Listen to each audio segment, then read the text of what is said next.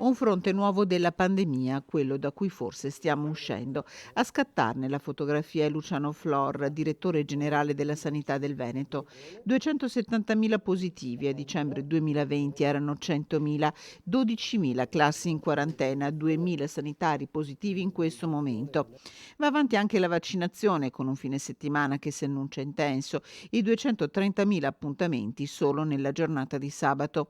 Numeri impressionanti che fanno respingere al mittente ogni possibile critica. Le accuse di disorganizzazione dei dipartimenti di prevenzione le respingo al mittente, perché nessuno è in grado di immaginare lo sforzo che in questo momento il sistema e i dipartimenti di prevenzione stanno sopportando per gestire migliaia di persone positive a domicilio, mai avute. Oggi è la dimensione dei casi di positività e dei casi da gestire il vero problema, non l'inadeguatezza dell'igiene pubblica. In un momento come questo, impossibile anche solo pensare al minacciato sciopero informatico dei medici di medicina generale aderenti ai sindacati SNAMI e SMI, mentre non aderiscono i medici di FIMG. Qualcuno che dopo aver contestato le ordinanze del Presidente della Regione avanti al TAR e avendo avuto torto al TAR, oggi paventa un